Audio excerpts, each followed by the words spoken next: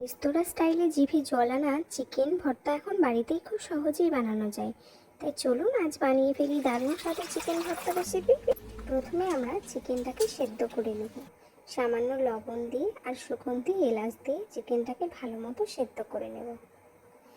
চিকেনটা যখন সেদ্ধ হবে তখন উপর থেকে যে এই সাদা সাদা যে ফেনা ভাবটা, এটা কিন্তু একেবারে ফেলে দিতে হবে।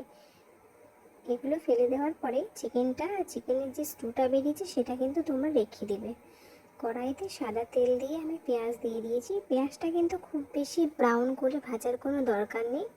এখানে পেঁয়াজটা হালকা করে একটু লাল হয়ে আসলে আদা রসুন কাঁচা লঙ্কা পেস্টটা তোমরা দিয়ে দেবে। কয়েকটা টুকরো করে রাখা টমেটো আমি দিয়ে দিচ্ছি।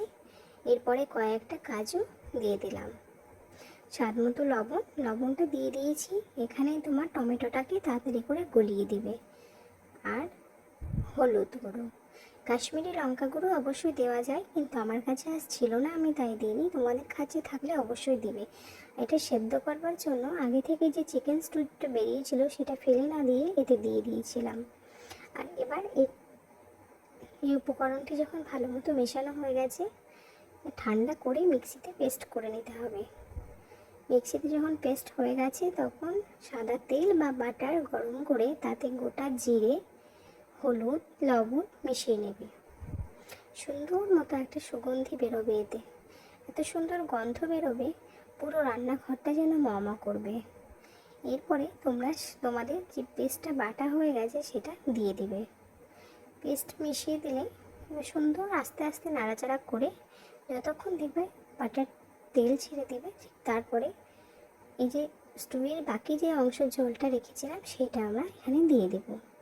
ভালো করে নাড়াচাড়া করে আগে থেকে ঝুরঝুরে করে রাখা সেদ্ধ করে রাখা লবণ দিয়ে চিকেনটা মিশিয়ে দেব।